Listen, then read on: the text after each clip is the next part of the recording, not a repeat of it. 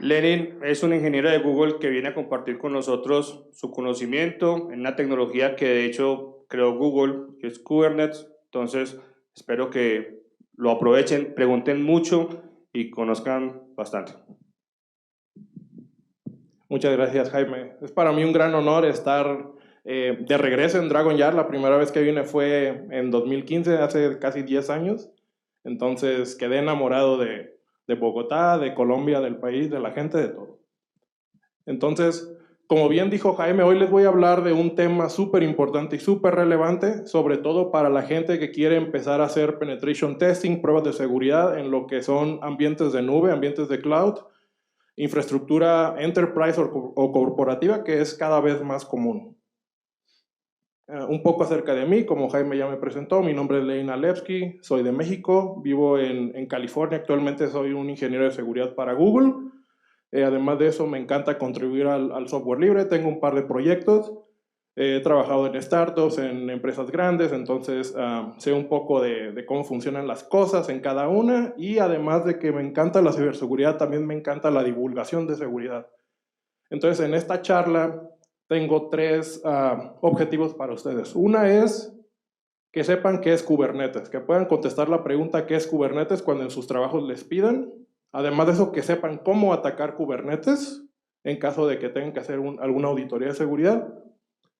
La tercera es cómo defenderlo, ¿no? Si necesitan desplegar esa tecnología en su corporación, en su compañía, cómo hacerlo de forma segura.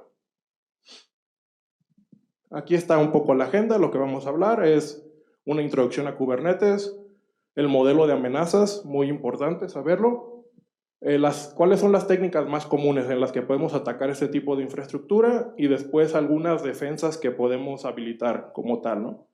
Y después la evolución de la tecnología.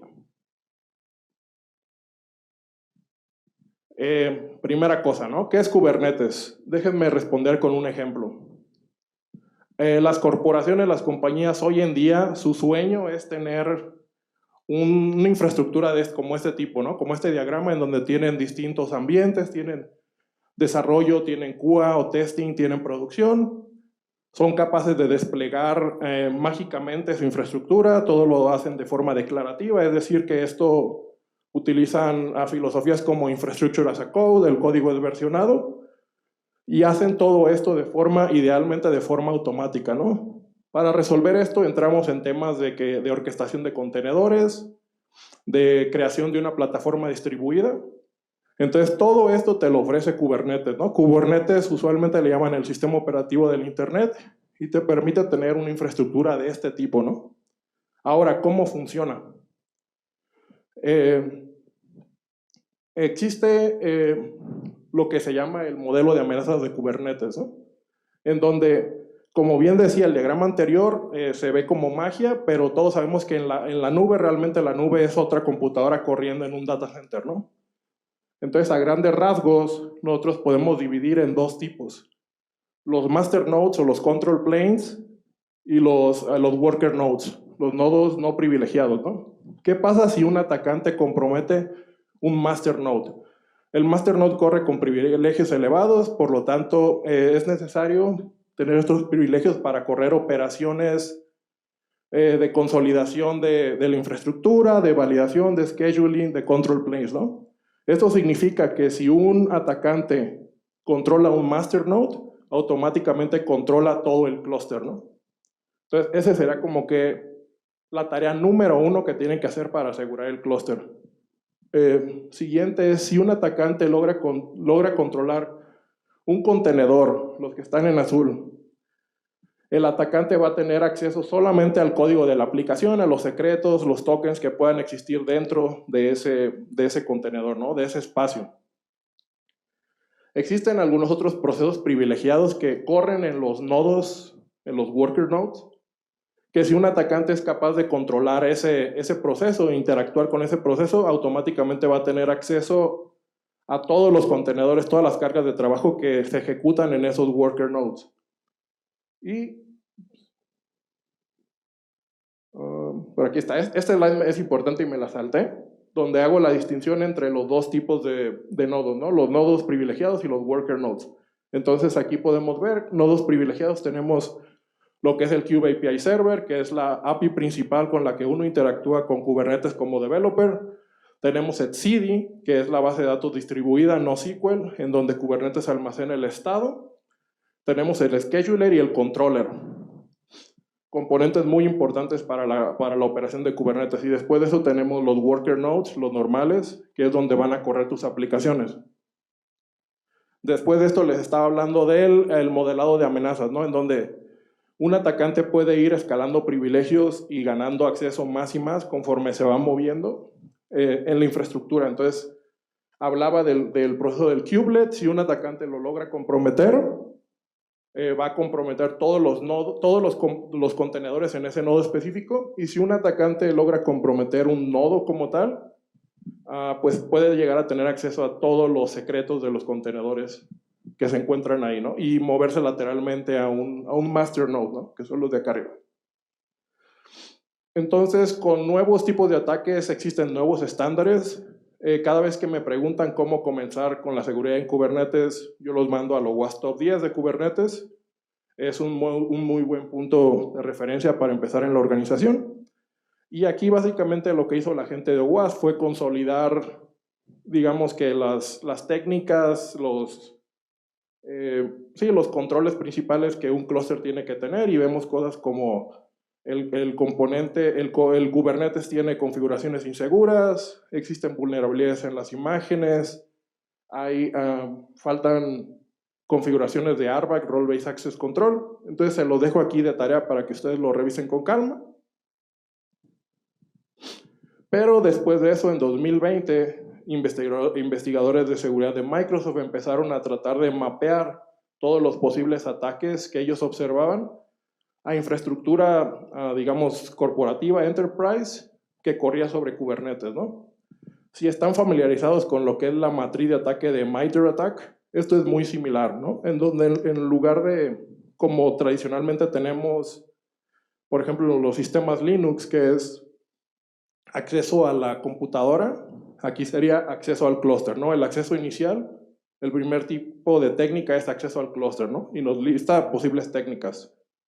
Después tenemos ejecución. En un sistema tradicional sería ejecución de código en la máquina. Aquí sería ejecución de código dentro del clúster. Tenemos persistencia, escalación de privilegios, y es muy similar a lo que sería la matriz de MITRE tradicional, ¿no? Pero aquí es enfocada en ataques a contenedores. Vamos a hablar un poco de cada una de ellas. Pero antes de eso, esta matriz, conforme ha pasado el tiempo, los atacantes evolucionan, ha ido evolucionando, ¿no? Las técnicas han ido cambiando. Algunos de estos posibles ataques ya no se encuentran ahí. No quiere decir que no existen, que ya los parcharon, sino más bien evolucionaron, ¿no? Por ejemplo, aquí hay algunos en verde. Hay unos en verde ahí, que básicamente son combinaciones de ataques anteriores, ¿no? Que ahora son un poco más devastadores o ya no son tan... los combinaron, ¿no? Entonces vamos a hablar un poco del acceso inicial, ¿no? Que es el primer paso en la matriz de ataque de Kubernetes, ¿no? Acceso inicial va a involucrar todas las técnicas con las que un atacante va a poder tener un pie dentro del clúster por primera vez, ¿no? Tenemos cosas como robar credenciales de la nube, comprometer imágenes de contenedores o registries, el kubeconfig file, application vulnerability y todo lo demás.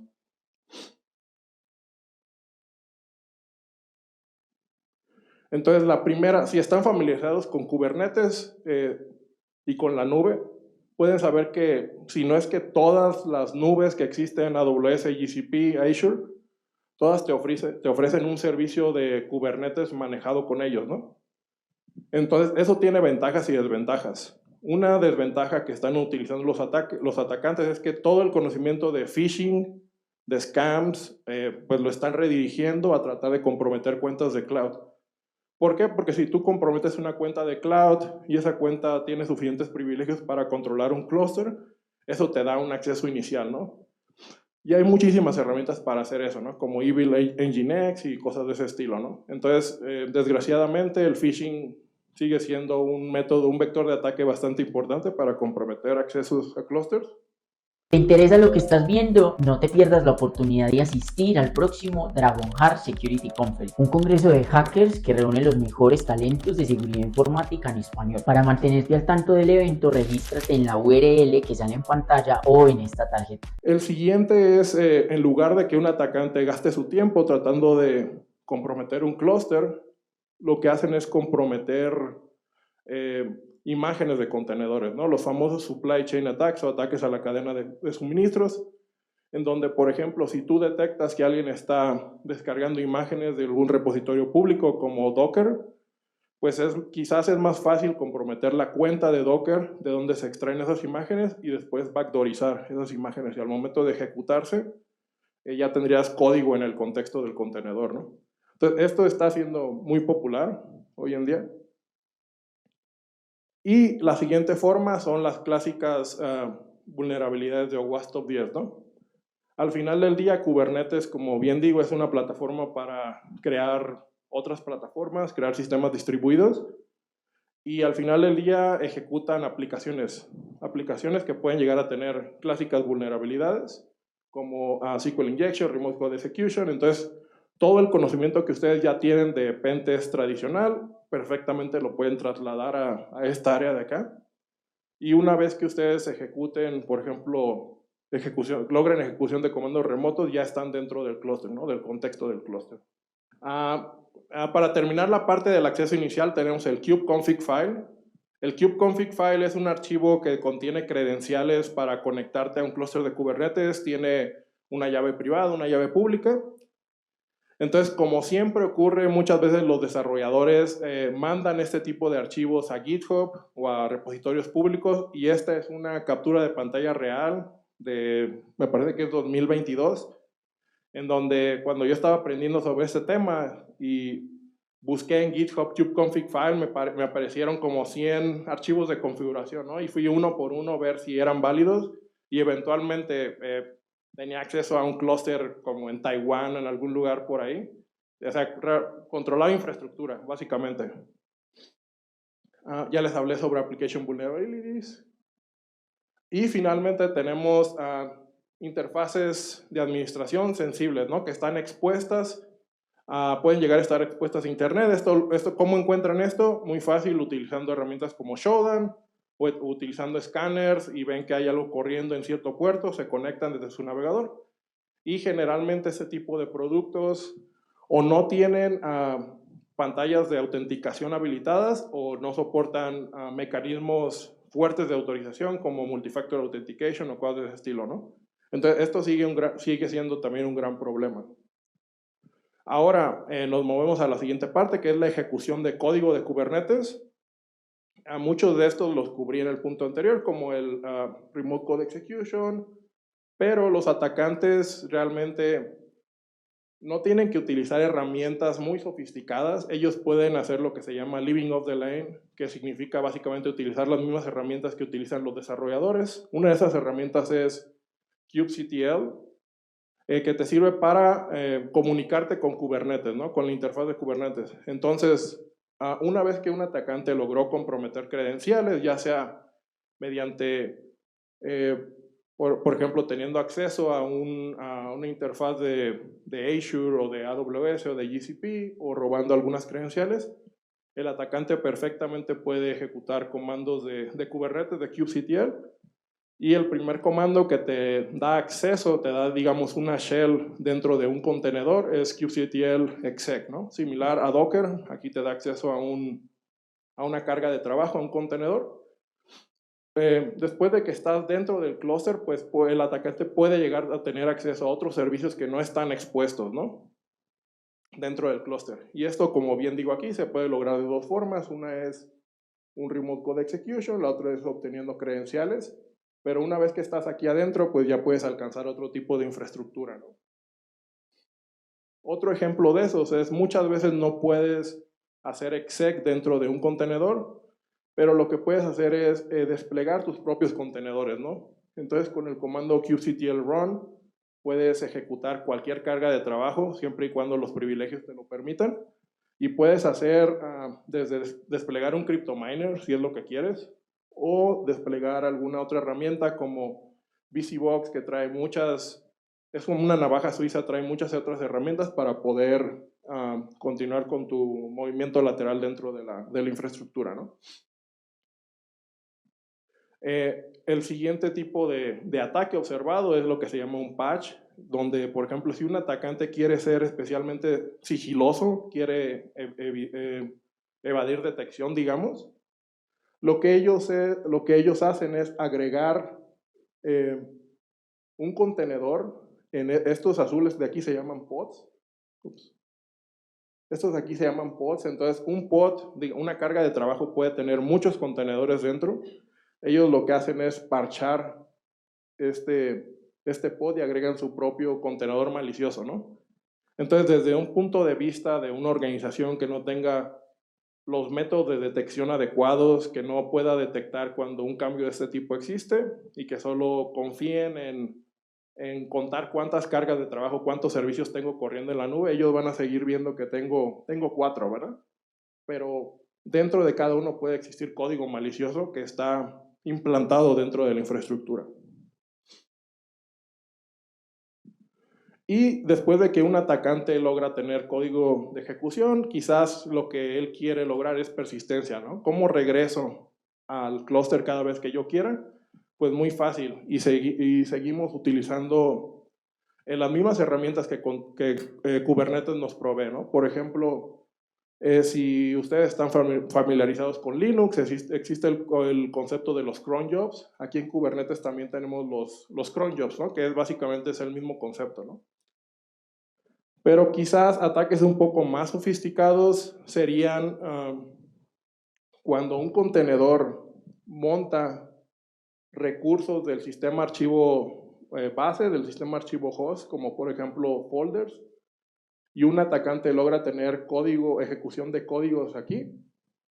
El atacante, dependiendo del tipo de archivo que fue montado, el atacante puede escribir o sobreescribir datos, y estos datos van a persistir a lo largo del tiempo, porque algo que es muy importante considerar es cuando un contenedor o un pod se reinicia, son efímeros y son inmutables los sistemas de archivos, entonces tus cambios se van a perder. Pero si tú lograste identificar un contenedor que tiene archivos montados y están apuntando al sistema archivo raíz, esos datos van a persistir, ¿no?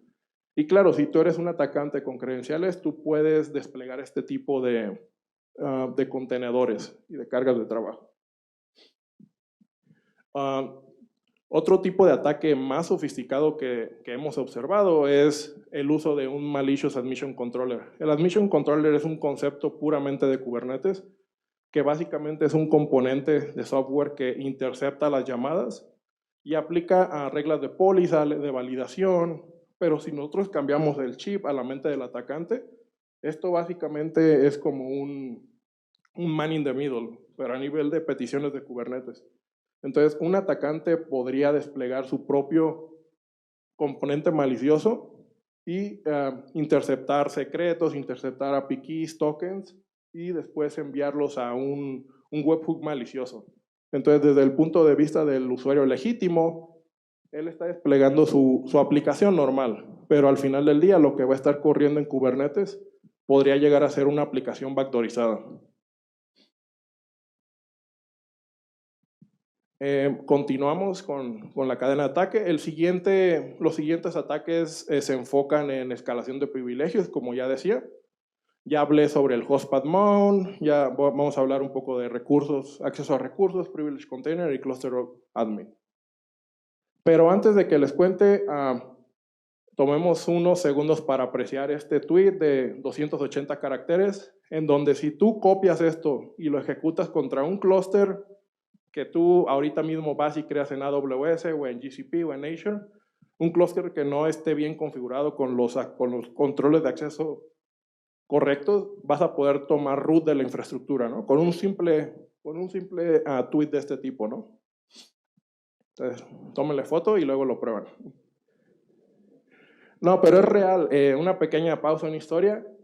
9 de cada 10 clusters en los que he hecho auditorías hacia clientes, yo llego y les digo, bueno, ya revisé tus aplicaciones web, están todas correctas, no hay vulnerabilidades. Ahora dame acceso al clúster, pero no me des cualquier acceso, dame el acceso que le darías a alguno de tus developers, al interno, al que tiene menor rango, al que va por los cafés. Me dan ese acceso y corro ese comando y tomo root de la máquina, ¿no? De todos los nodos, ¿no? Y eso es porque no tienen los controles correctos desplegados en el clúster. Entonces, ¿qué es lo que pasa cuando ejecutas ese comando? Estamos desplegando lo que se llama un contenedor privilegiado. El contenedor privilegiado lo que hace es básicamente existir en el mismo concepto, en el mismo namespace del proceso con ID 1 de systemd, ¿no? Entonces, si saben de Linux, el proceso con ID 1 es el proceso privilegiado desde donde salen todos los demás procesos. Ese proceso te permite ver todos los procesos de la máquina, tener acceso a todos los bindings de red, todas las tarjetas de red y acceder a todo el sistema de archivos. Entonces, básicamente es un contenedor que no contiene nada. Y dependiendo de en qué máquina del clúster se despliegue, te va a dar root de esa máquina, ¿no? Tú utilizando comandos de Kubernetes puedes decir en qué nodo lo quieres. Entonces, si recuerdan el modelado de amenazas, si yo tengo root en un master node, pues ya comprometí toda la infraestructura. Pero muchas veces los contenedores privilegiados ya existen en Kubernetes, ¿no? Kubernetes, en cuanto al tema de gestiones de identidades, utiliza un modelo que se llama RBAC, Role Based Access Control. Este modelo sirve para tú definir controles de acceso, quién tiene acceso a qué recurso. Y por default en Kubernetes existe un rol llamado Cluster Admin. Este Cluster Admin sería el equivalente a root en un sistema Linux tradicional.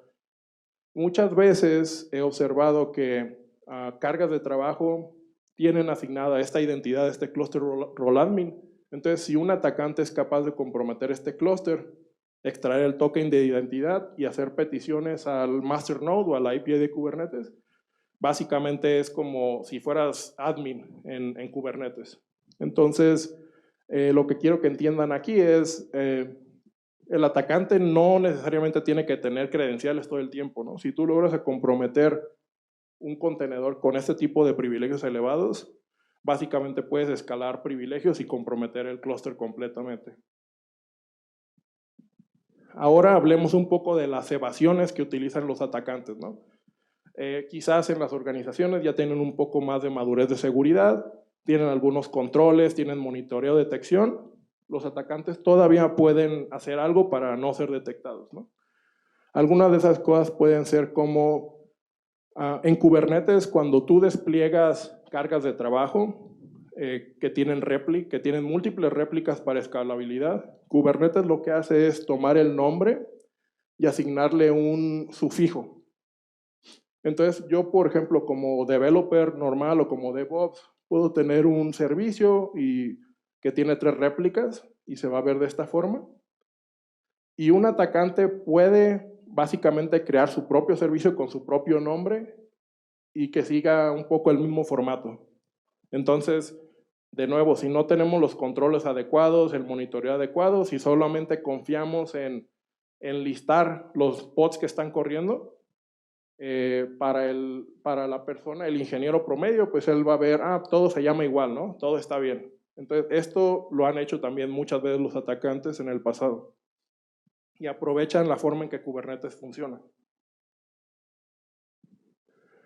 Lo siguiente que también los atacantes pueden hacer, dependiendo si tienen los suficientes privilegios, es eliminar logs, ¿no? Y esto lo pueden hacer a nivel de dos niveles.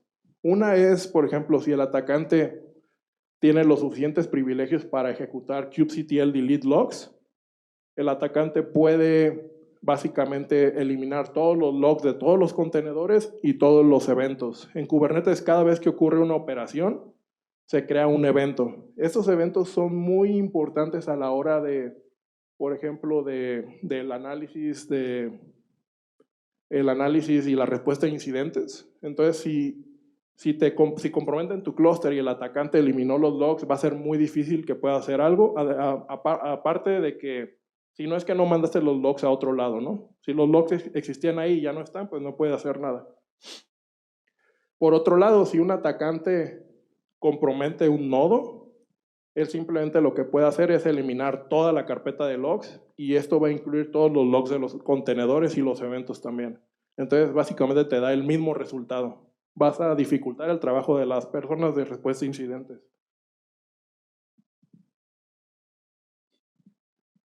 Continuamos con acceso de credenciales, Credential Access. En Kubernetes existen muchos métodos para que las aplicaciones gestionen sus secretos, ¿no? Sus credenciales, cadenas de configuración, conexiones de base de datos, tokens, todo lo que utilizamos en el día a día para conectarnos a otros servicios.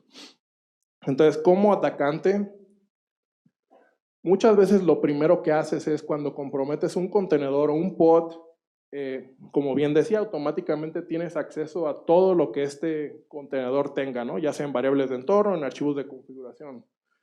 Si estás en un ambiente de nube o de cloud, como por ejemplo AWS, generalmente lo que haces en los pentests de cloud es tratar de obtener el rol de IAM, de Identity and Access Management, y esta identidad de nube puede que te dé acceso a otros recursos de Kubernetes, ¿no? Entonces, este token tú, de nuevo, si no está bien configurada la conexión aquí entre estos dos, tú puedes extraerlo fuera del Kubernetes, fuera de la aplicación, fuera del Kubernetes y desde tu máquina de ataque interactuar con la API de AWS, ¿no? O de cualquier otra nube, sea el caso. La otra cosa es, de nuevo, un atacante con suficientes privilegios puede ejecutar el comando kubectl secrets y esto le va a dar todos los secretos que existen en Kubernetes, ¿no? Esos secretos son, pueden ser certificados, API, tokens, como bien decía, ¿no? Esto es muy útil a la hora de moverse lateralmente, ¿no? Ir comprometiendo servicios, ya sea dentro del clúster o incluso en otras nubes.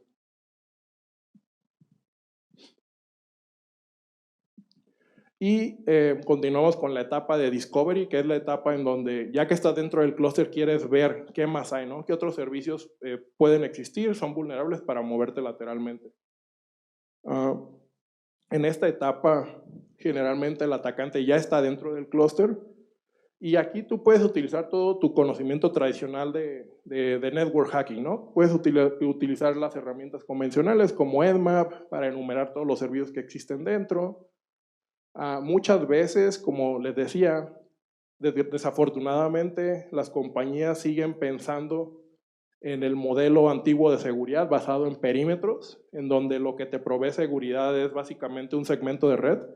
Entonces puede que haya muchos servicios dentro que no tienen mecanismos de autenticación y autorización y te permiten hacer cosas sensibles, ¿no? Como administración del clúster entero, ¿no? Entonces aquí está un ejemplo de un proyecto que se llama kubeadmin, una pantalla de administración de Kubernetes, que generalmente me la he encontrado bastantes veces desplegada dentro del clúster, ¿no? Si bien esto no está expuesto dentro del clúster, una vez que tienes acceso dentro, pues puedes rutear tráfico y puedes llegar directamente a ese servicio. La otra técnica de las que ya les hablé es comunicarse con el Metadata Service directamente de AWS o de la nube que uses. Y si aquí logras, si aquí tienes un token de identidad suficientemente privilegiado, puedes hacer peticiones directamente al Kube API Server, ¿no? Entonces, si se fijan, el atacante no necesita utilizar herramientas sofisticadas, utiliza lo que ya conoce y utiliza Kube API Server, que es la interfaz principal para hablar con Kubernetes. Continuamos con movimiento lateral. Muchos de estos ya los cubrí, así que vamos a hablar un poco más de los relevantes. ¿Qué es lo que hace un atacante para moverse lateralmente entre clústeres de Kubernetes desplegados quizás en sus propios data centers o incluso entre nubes? Pues lo que ya les comentaba, ¿no? Primer paso, si tienes, por ejemplo, un RCE, ejecutas código de aquí, puedes llegar a extraer identidades de nube y estas identidades, estos access keys o secret key, puedes utilizarlos para hablar con la nube, ¿no? Con AWS.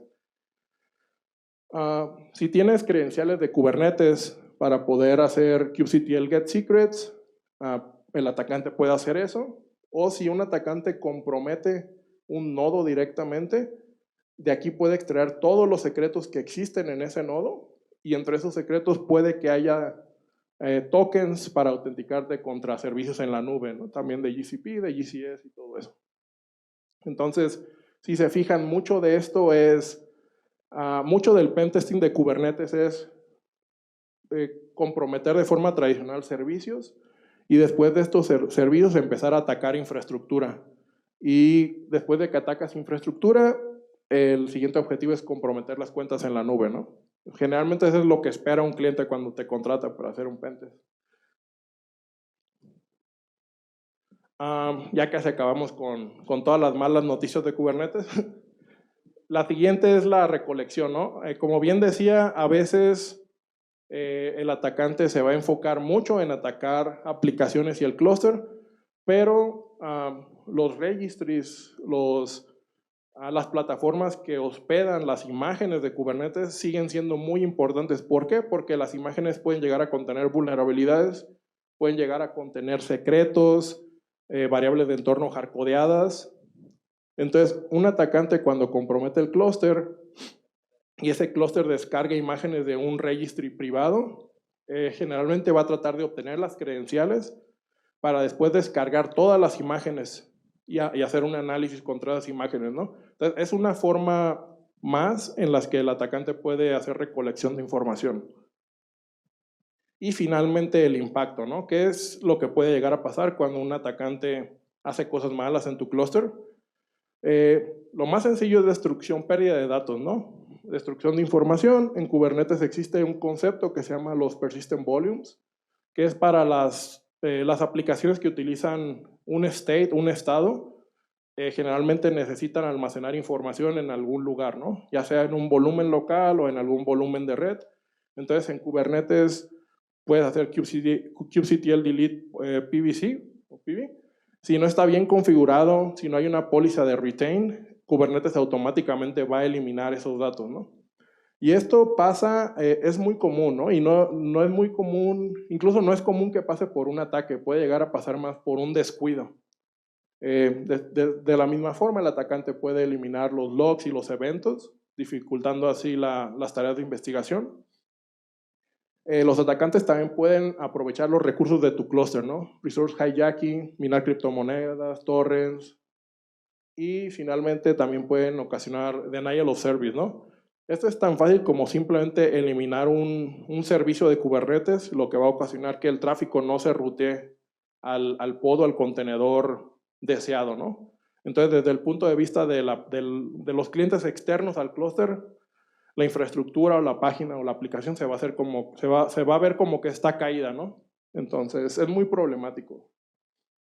Entonces, suficiente con las malas noticias. Ya saben, este es un crash course de Kubernetes Security. Cuando los contraten a hacer un pentest, ya saben por dónde darle, ¿no? Entonces, ahora, ¿cómo me defiendo, no? ¿Cómo aseguro los Kubernetes de mi organización? Hay muchas formas, hay muchos productos, hay muchos servicios, pero generalmente esos servicios van a utilizar mecanismos de seguridad que ya existen en Kubernetes como tal, ¿no? Mucho de esto en la nube solamente es prender un flag, hacerle clic a un botón para elevar el nivel de seguridad, ¿no?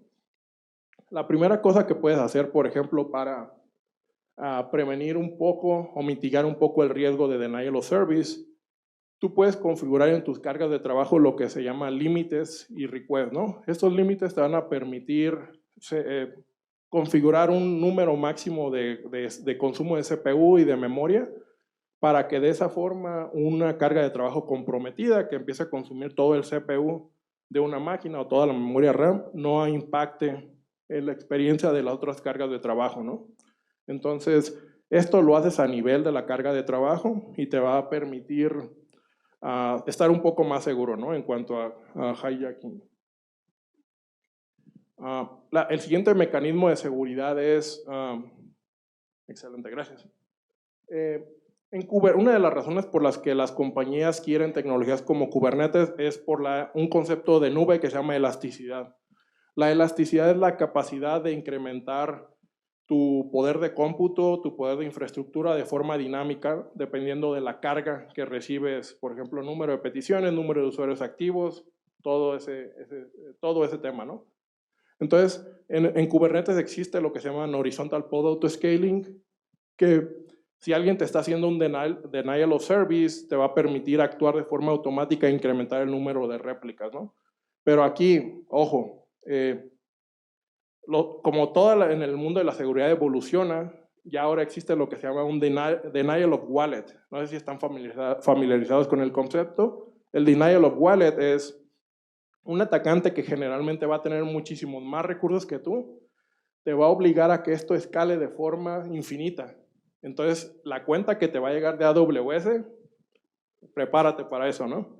Entonces, puedes configurar lo que se llama un pod disruption budget, que tú básicamente configuras un límite de qué tanto dinero o qué tanto poder de cómputo puedes gastar, ¿no? Para que básicamente el remedio no salga peor que la enfermedad.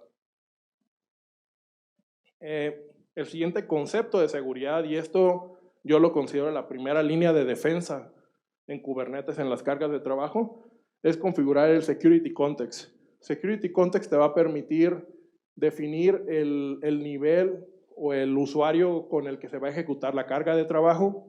Por defecto, los contenedores se ejecutan como usuario con ID 0. Todos sabemos que ID 0 es root. Entonces queremos dificultar un poco más el trabajo a los atacantes, ¿no? Definiendo un identificador diferente a 0, eso significa que es cualquier otro usuario no privilegiado. Puedes gestionar las capabilities con las que se va a ejecutar este contenedor. Puedes definir que el sistema de archivos sea de solo lectura, entonces un atacante que logre comprometer el contenedor va a tenerla muy difícil para descargar archivos, para crear archivos, para ejecutar comandos privilegiados. Entonces, esta sería la primera línea de defensa de las cargas de trabajo. Después nos movemos al tema del networking, la segmentación de red. En Kubernetes, este tipo de soluciones han evolucionado durante el tiempo. Ahorita tenemos lo que se llama un service mesh. Los service mesh utilizan el concepto de network policies. Y los network policies básicamente lo que te van a permitir es definir reglas de acceso, reglas de control de cómo se va a rutear el tráfico dentro del clúster de Kubernetes. Esto es importante porque te va a permitir segmentar la red dentro del clúster. Por defecto, si tú no tienes network policies habilitados, todos los servicios, todos los contenedores corriendo dentro del clúster pueden hablar con todos los otros contenedores. Entonces, esto es un riesgo de seguridad. Puede que tenga diferentes servicios corriendo, unos más seguros que otros, entonces tú vas a, generalmente, o es muy recomendable crear estas pólizas de red para tú segmentar el tráfico y definir quién puede hablar con quién. Otro método de seguridad, otro control de seguridad es, por defecto en Kubernetes, todo el tráfico entre los pods es en texto plano. Entonces, un atacante que logre comprometer el clúster podría hacer un man in the middle, capturar tráfico. Pero, por suerte, Kubernetes tiene un mecanismo para generar certificados, tiene un Certificate Authority interno que te va a permitir generar certificados que van a ser confiados dentro del clúster. Entonces, eso te puede ayudar un poco más a mitigar el tema del riesgo de la integridad de los datos, de la seguridad de la encriptación. Entonces, por default, siempre es recomendable utilizar la API de Certificates.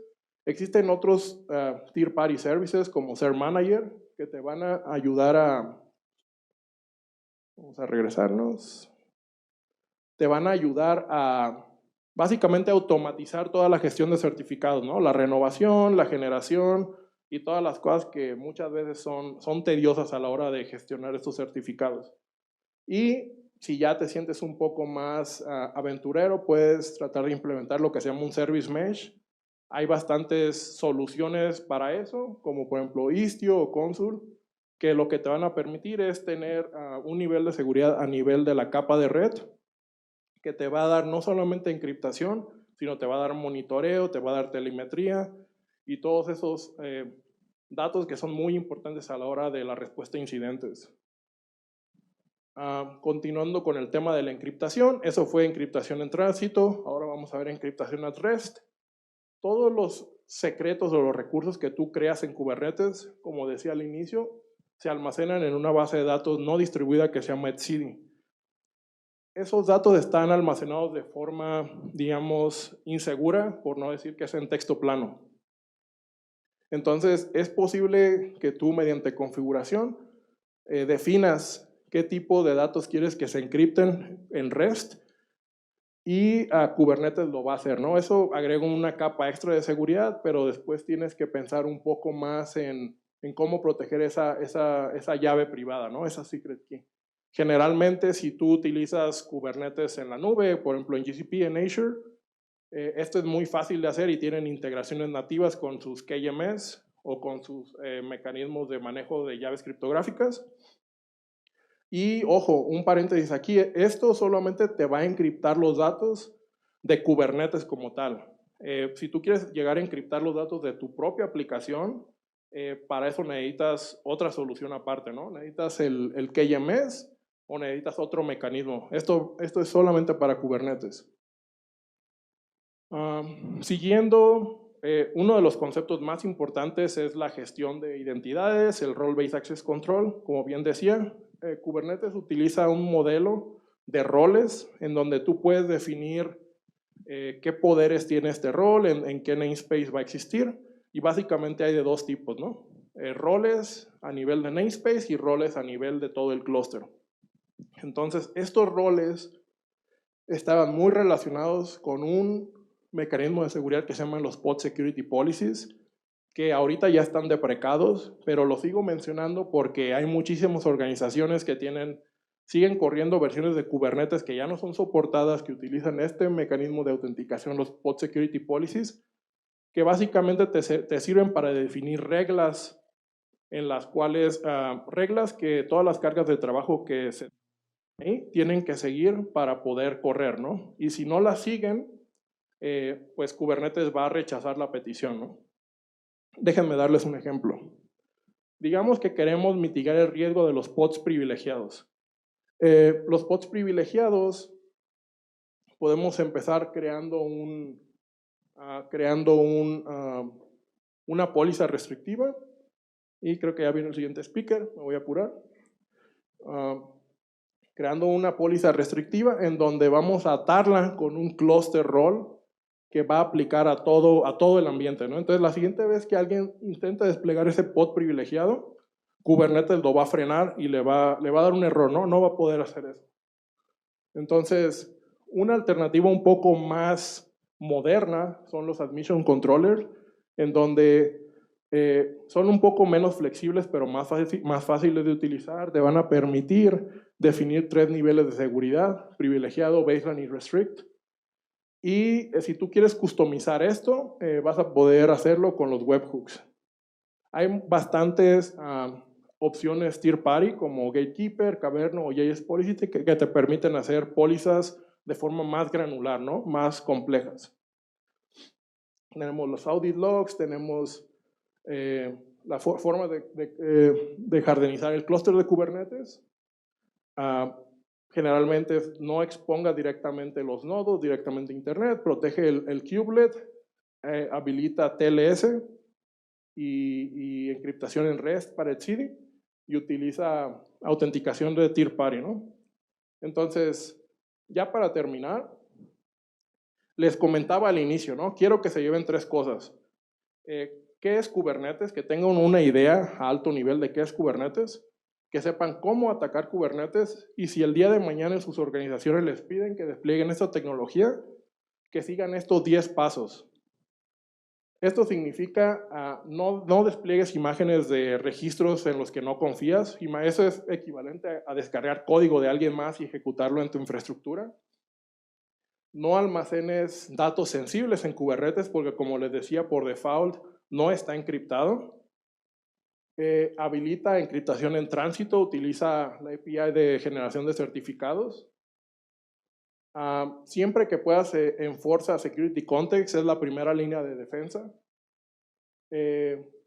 Asegúrate de desplegar pólizas de red para segmentar la red, ¿no? Para limitar qué servicios pueden hablar con qué otros servicios dentro del clúster. Habilita el Role-Based Access Control, la gestión de accesos, privilegios y recursos dentro del clúster. Por favor, ya no utilicen Pod Security Policies, ya está deprecado, no hay soporte. y habilita Audit Login para las auditorías. Muy importante, mantiene actualizada tu versión de Kubernetes, jardiniza los control planes y finalmente la que no diría que es un silver bullet, pero te va a ayudar a evitar muchos dolores de cabeza, es, si no están familiarizados con este concepto de GitOps, por favor, aprendan más un poco de él. Yo siempre se lo recomiendo a los clientes. GitOps es una filosofía de básicamente gobernar toda la infraestructura que vas a desplegar como código y te va a ayudar a enforzar todo lo de governance, risk y compliance. Entonces, con esto termino. Creo que no tenemos tiempo para preguntas, pero voy a estar acá en caso de que tengan más preguntas. Ahí están mis datos de contacto y espero hayan aprendido mucho sobre Kubernetes. Gracias. Tiene muchísimo poder de convocatoria. Los invito a venir para el próximo Dragon Heart Conference. Es una experiencia que se la recomiendo a todos. He podido conocer personas de Perú, de México, de España. Me ha gustado bastante poder asistir al evento. Tenemos la oportunidad de conocer gente aquí en Colombia y bueno, nosotros venimos desde México. Estoy muy emocionado de estar aquí, bien contento y a seguir aprendiendo.